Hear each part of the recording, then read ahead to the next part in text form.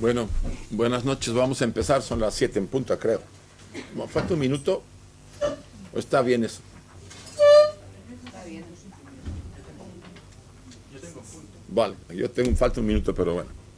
Pues buenas noches a todos, bienvenidos a la segunda sesión que tenemos de este, digamos, cursillo sobre lo que le hemos denominado los mitos 3, porque ya han pasado 2 antes que este. La primera sesión de los que no han podido venir lo han colgado en YouTube. De todos modos, cuando lo editen, nuestros aquí chicos especialistas que lo hacen muy bien, se agregará, que eso es lo que la última vez lo hicimos, no sé si volvemos a poner el manual o lo van a hacer sin el manual. Con el manual. Vale. Se entrega todo. Vale.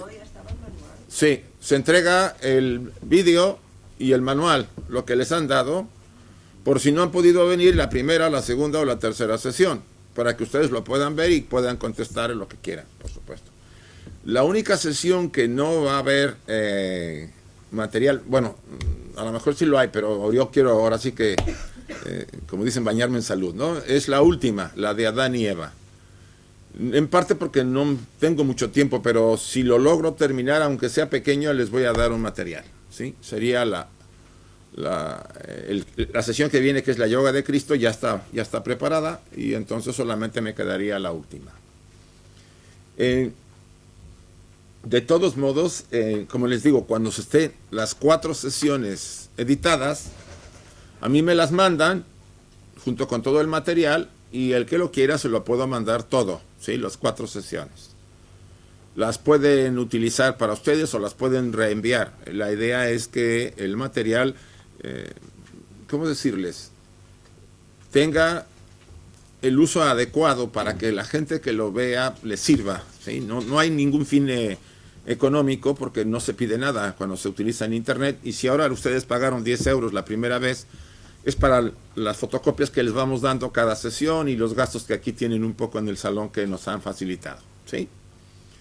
Como con Pedro Riva hemos hablado, no tiene fines lucrativos estos talleres, y por lo menos hasta ahora no lo pienso hacer, a pesar de que él insiste que vaya a hacer algo así. Digo, no, se pierde un poco, se desvirtuó un poco el objetivo del cuestionamiento del tema de estos talleres. Algo que sí me gustaría es que, quizá al final, no lo hicimos en ninguno de los 2 anteriores, nos externaran sus opiniones sobre, y les pasaremos una pequeña hojita, porque de eso me va a servir a mí para la programación, que casi seguro me va a pedir Pedro que haga otro taller, ¿sí? No sé cuándo se hará, porque aquí el grupo que se reúne tiene un programa trimestral, me parece, y eso hace que se tenga que cuidar y pensar en el siguiente trimestre. Otro tema, y qué bueno que ya me acordé, la siguiente sesión yo tengo un poco de problema, porque yo estoy en Bilbao. Yo tengo un taller este fin de semana de 3-4 días. Me voy el viernes y regreso el lunes. Y mi regreso el lunes no lo tengo programado a una hora adecuada. O sea, yo creo que regresaría casi llegando acá corriendo. Me bajo del avión y llego acá. Yo le pregunté a Merced Cartañá si podíamos correr la fecha. Pero creo que ya está ocupada la 1 de marzo. ¿No hay un programa acá? Quisiera verlo de una vez para tomar la decisión, porque si ya está ocupada, yo lo que haría es dejarlo así y modifico yo mi vuelo. No me va a quedar otra.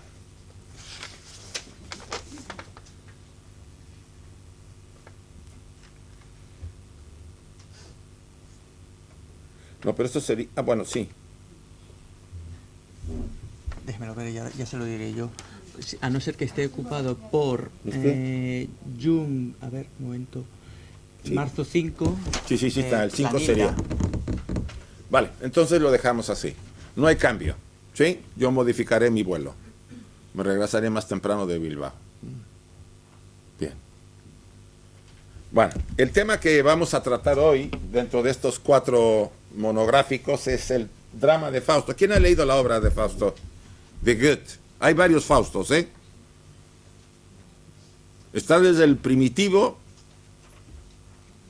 que ha sido quizá la semilla para que los demás escriban, porque el último Fausto lo escribió el autor de Hermann Hesse. Tiene una versión de, bueno, Thomas Mann hizo otra, ¿sí?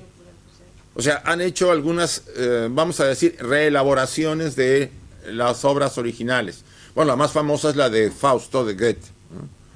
Que por supuesto, si pueden buscar la versión y leerla, les va a interesar. Es muy, muy interesante, porque tiene podríamos llamar una doble lectura, o quizá mucho más profunda de lo que yo le quiero compartir con ustedes. No soy un especialista en la literatura, ni siquiera en la obra de Goethe, sino vamos a ver la obra desde el punto de vista simbólico, como lo hemos hecho con todas las otras temas que hemos tratado. Y eso nos va a llevar a que lo enfoquemos desde otra forma. Ahí yo puedo dar más la libertad de presentarles una versión que sea o no aceptable por ustedes. No pretendo convencerlos ni dogmatizar, es una manera de verlo de otra forma, la misma obra. Y no es siempre mi versión, ha sido muy discutido, incluso hay estudios sobre la versión que yo estoy tratando de esta misma obra de Fausto. Goethe escribió con doble clave, o sea, escribió en clave. Aparentemente ustedes leen la obra como leen la Divina Comedia del Dante, ¿sí?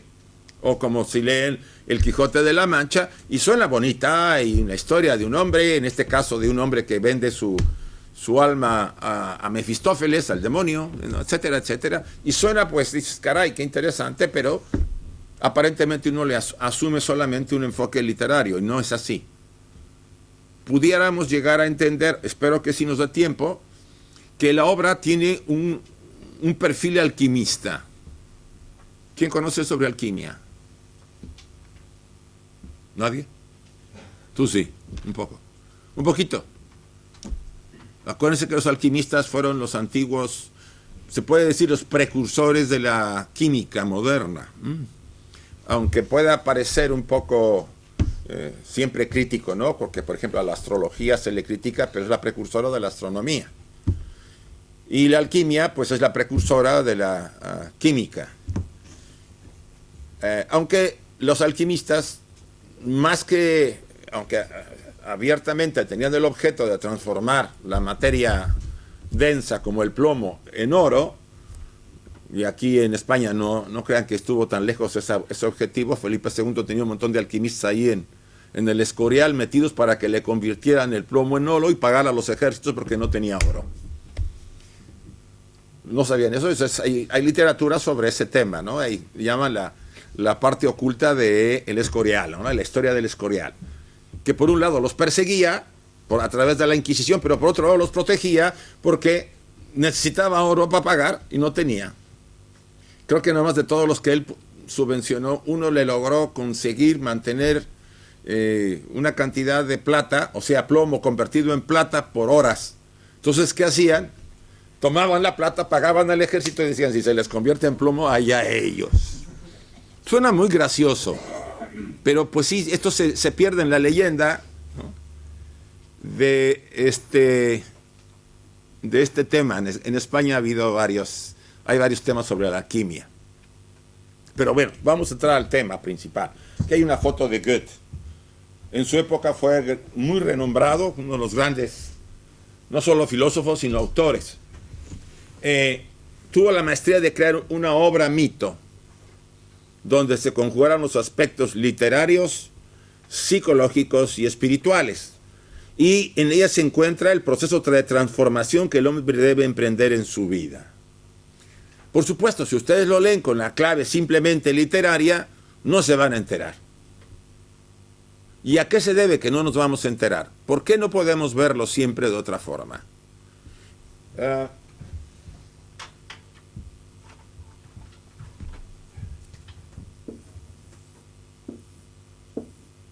Nunca le atino a los marcadores, siempre agarro los que no pican.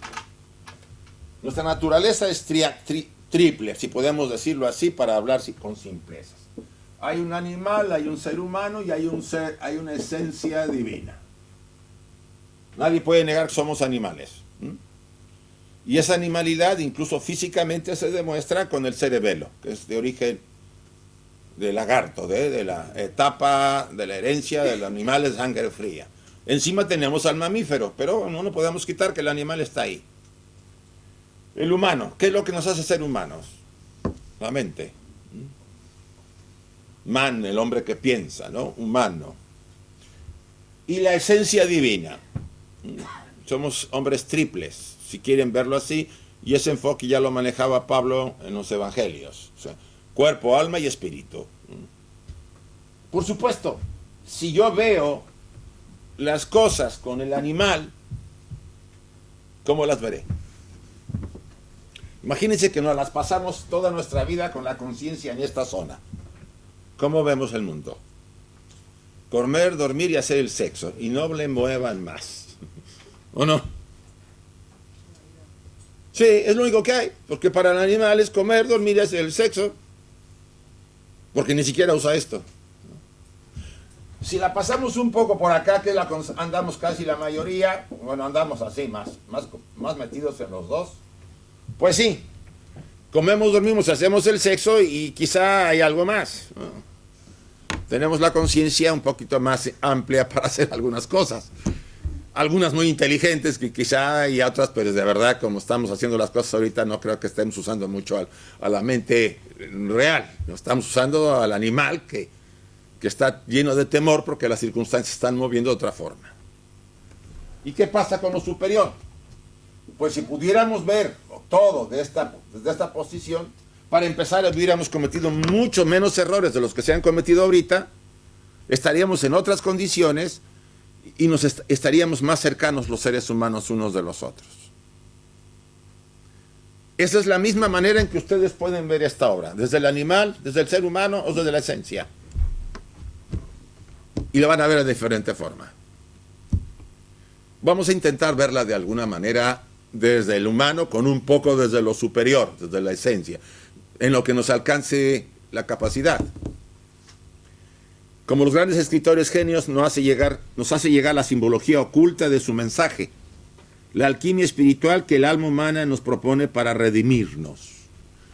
Alquimia está muy relacionada con transformación, con transmutación. Ustedes se han fijado, los gusanos, el gusano en su proceso pasa de gusano se mete en su crisálida y de la crisálida sale volando, ¿no?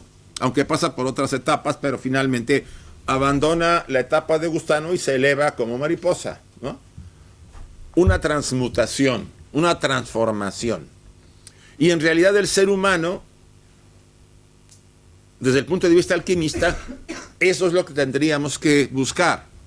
Le hemos llamado, en el mundo de la ciencia, los psicólogos transpersonales le llaman autorrealización, como el señor Maslow. Nos autorrealizamos, nos transformamos, dejamos el animal, o más bien, adecuamos el animal a que sea un instrumento y nos convertimos en lo que somos realmente, porque en realidad esto es finito y lo único que va a subsistir es esta parte de nuestra esencia. El mito de Fausto satisfizo profundas necesidades psicológicas y espirituales de la Europa en transición, de la Edad Media, el Renacimiento y de la Reforma. Es interesante que el mito de Fausto, no solamente con Goethe tuvo el gran auge, sino ya venía desde 1591. Fíjense, la obra fue escrita por Christopher Marlowe.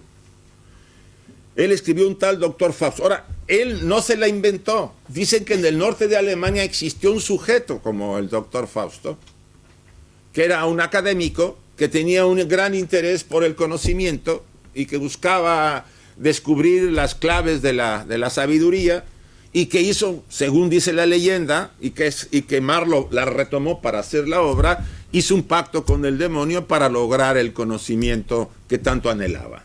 Eso dio pauta a la primera obra, que existe y está en inglés. Yo no la he visto traducida en castellano. A mí me la regalaron una vez en inglés y es un folleto pequeño.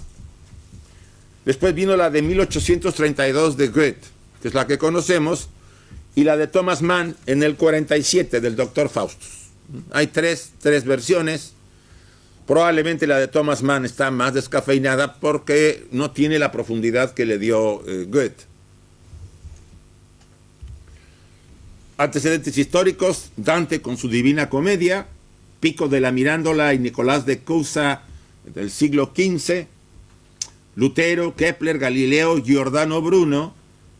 O sea, todo esto irrumpía en la caída de la Edad Media y el Renacimiento que estaba surgiendo.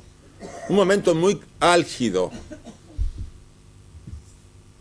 más que económico, aunque habían pasado la Guerra de los 30 años, siglos antes de que entrara, un poco antes de que entrara el Renacimiento, el mundo estaba en ebullición, ¿no? Había algo diferente y nuevo que estaba irrumpiendo. Pero también había una sensación de pérdida espiritual. Y había necesidad de encontrar un nuevo sentido, un nuevo mito para vivir. ¿No les hace que ahorita andamos parecidos? Como que se perdió algo. Hay como una desorientación general. Muchas dicen que no es tanto el problema de la crisis económica ni política, es una crisis de conciencia. Y es a nivel global. Algo hemos hecho mal. Y eso nos lleva a una crisis. Pero recuerden que crisis significa ¿qué? Crecer, crecimiento, cambio. Y es la oportunidad para llevar a cabo cambios que nos puedan ayudar a enfrentar una nueva etapa de una manera mucho mejor a la que hemos tenido que pasar. ¿Cuál es la historia del Dr. Faustus? Este es el primero, el panfleto llamado Opúsculo de 1587. De eso voy a ir rápido. Explica que le detalla los pecados de John Faustus, quien vivió realmente en el norte de Alemania a mediados del siglo XV, como ya lo dije. En él se unía el anhelo de nuevos conocimientos con la culpa y el castigo y el temido fuego del infierno. ¿Por qué? Por un lado, el Renacimiento empezaba, pero ¿qué sentía la gente con los nuevos conocimientos? ¿Que eran cosas de quién? Del demonio. Si todavía en el siglo XIX había quien te acusaba de ser endemoniado porque tenías un poco más de conocimientos. ¿Cuántos se persiguieron a mujeres y a hombres con ciertas habilidades o cualidades porque podían hacer más cosas y eran considerados poseídos, endemoniados? Pues ese momento era muy complejo. Existía esa situación y estaba vamos a decir, presionando mucho. Y es cuando Goethe, después de ese proceso, estamos también hablando de la Revolución Francesa, todo lo que se estaba bullendo, escribe la obra. Y él hace un mito, recrea un mito para los siglos que van a venir y que es el que hemos estado viviendo desde el siglo XIX hasta ahora, que empezó a hacer, a dar de sí. A dar de sí porque ya no tiene la fuerza para relevar vamos a retomar el ascenso del proceso. Hay algo que debe ser cambiado, corregido, transformado. El mito de Fausto sufría por ellos. El Fausto sufría por aquellos que anhelaban el conocimiento, considerado endemoniado. Los demás seres humanos y les dejaba libres de aceptar lo que percibía como la magia de la nueva era. Es una catarsis del mito donde Faustus nos libera de nuestra necesidad de hacerlo. Él lo hace por nosotros. Él nos redime. Y ese es el poder de la obra de Goethe. Fausto nos redime, porque en el fondo todos anhelamos poseer ese conocimiento que nos haga sobreponernos sobre los demás. El poder de saberlo, el futuro, de conocer lo que va a pasar de nuestras propias vidas. ¿Cuándo empieza el drama de Fausto de Goethe? Después de la Pascua. Es interesante. El de Dante empieza antes de la Pascua y el de Goethe después de la Pascua. Por algo escogen la Pascua. Es un periodo en que la gente está, y este es un pasaje de la obra, exultante por la resurrección del Señor. Pues ellos mismos han resucitado, liberado de los grilletes de sus comercios y oficios, de sus cuartuchos asfixiantes, de las calles de la ciudad con su procesión sofocante, de la sagrada noche de las iglesias, donde todos habían sido iluminados. En ese momento empieza la obra de Goethe. Fausto se queja. O sea,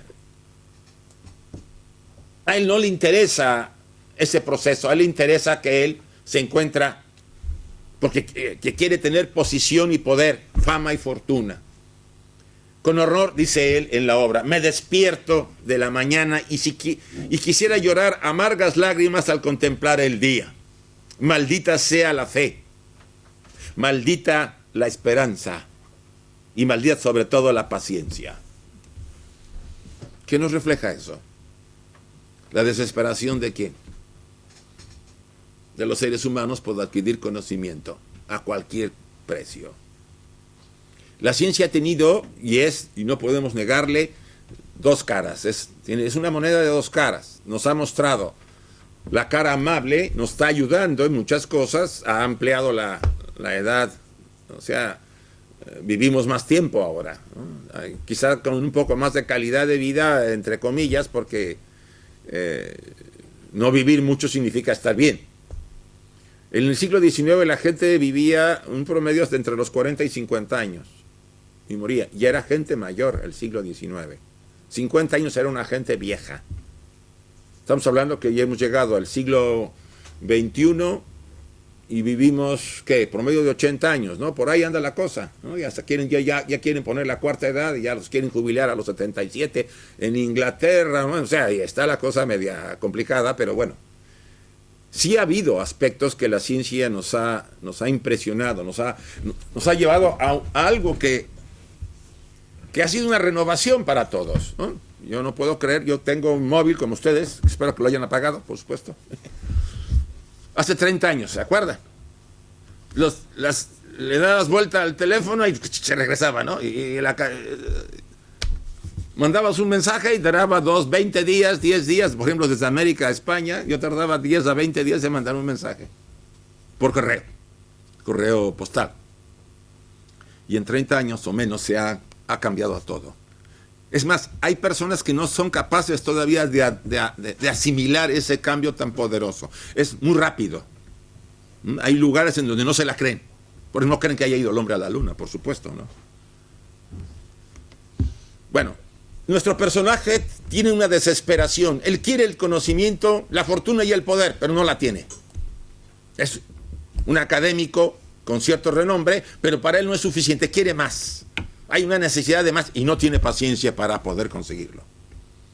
Así empieza el sendero o el periplo de Fausto. Goethe aquí refleja la esencia de la conducta del hombre moderno, raramente sereno, siempre forzándose, acumulando tareas para el llamado progreso. ¿No es así? ¿Qué pasa ahora? El otro día estábamos en Alcira en uno de los wok, esos de los chinitos. Me sorprendió porque era nuevo y había puros empleados españoles. Dije, caray, qué milagro. Porque siempre son chinos, ¿no? ¿No les ha pasado cuando han ido al wok? Puro chino. No, aquí eran puros españoles. Bueno, de ahí de Valencia. Y me acuerdo que le pregunté a la chica, oye, caray, qué bueno. Sí, qué bueno, pero nos pagan 4 horas y trabajamos 12. Por eso los chinos aguantan y nomás quieren chinos. ¿Sí? Así está el tema. Nos pagan 4 horas y trabajamos 12. Siempre forzándonos, acumulando tareas. Y por supuesto, en su desesperación, Fausto hace como una invocación y se le aparece Mefistófeles. O más bien, Mefistófeles ya lo observaba. Y le tienta ofreciéndole un estilo de vida muy diferente. Y le dice, original, deja de nutrir tu desesperación, que como un buitre se alimenta de tu mente.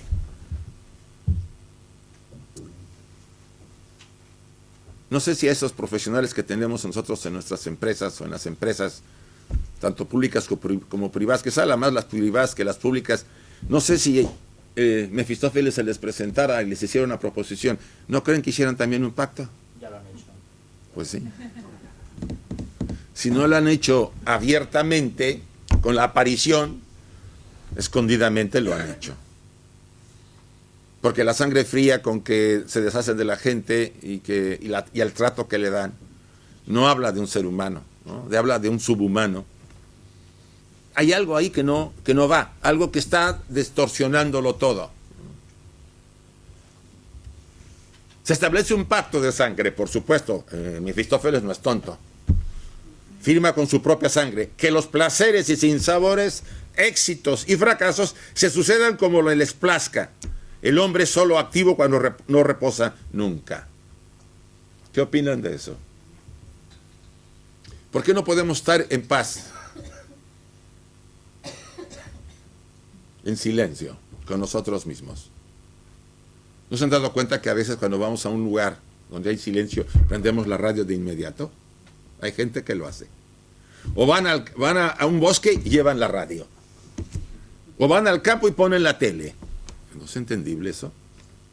No podemos estar sin qué. Sin aturdirnos, porque el contacto con lo natural, con aquello que nos rodea, nos produce ansiedad. En casa simplemente podemos estar con el silencio sin que haya un ruido. Nos desespera y buscamos poner siempre algún sonido. Pareciera que no podemos estar con nosotros mismos. Hay temor, miedo. Bueno, Fausto vende su alma, no le demos vueltas. Hace un pacto. Quiero que tener todos los placeres. Los éxitos y fracasos van a venir, pero los voy a tener todos. Que sucedan como les plazca. Voy a tener todos los amores que deseo, hasta los más elevados. Y por supuesto, Mefistófeles dice, bueno, pues sí, no hay problema, pero tú me vas a vender tu alma. ¿Qué pasa en la primera aventura de Fausto? Se enamora de Margarita, una inocente niña, y la deja embarazada. ¿No? Pero esa relación la controla Mefistófeles. ¿Sí? Mefistófeles prepara todo para que la chica caiga en manos de Fausto. Pues él va sumando crueldad tras crueldad. Como Margarita tenía un hermano, y el hermano no le gustaba esa relación, se bate con Mefistófeles. Perdón, el hermano se bate con Fausto. Se llamaba Valentín el hermano. Pero Mefistófeles, por supuesto, desvía la espada de Valentín para que Fausto lo mate. Lo mata a sangre fría, dijéramos así. O sea, ¿qué está viviendo Fausto? Dijéramos, desde el punto de vista de la tradición antigua, está viviendo el sendero de ¿qué? De la mano izquierda. Recuerden que hay dos senderos. Eso se maneja mucho en las tradiciones ocultas. El sendero de la derecha y el sendero de la izquierda. El sendero de la derecha nos lleva a la iluminación, al desarrollo, al crecimiento. El sendero de la izquierda nos lleva a la entrega, a los placeres, a la vida materialista con toda su intensidad, al lado oscuro de la naturaleza, a la larga. Esos son los dos senderos en que se mueven las conciencias de los seres humanos. Uno nos eleva a lo divino, a nuestra esencia, y uno nos puede llevar a nuestra destrucción. Aunque, por supuesto, Mefistófeles no lo quiere hacer ver así a Fausto, y le promete que va a tenerlo todo sin esa parte final de destrucción. Sabemos bien que hay las almas que escogen el lado izquierdo y que por vidas trabajan en esa línea, son recicladas. Más que el alma, la personalidad. Ese tema, si quieren, lo tocaremos al final. Nadie tiene seguro su salvación.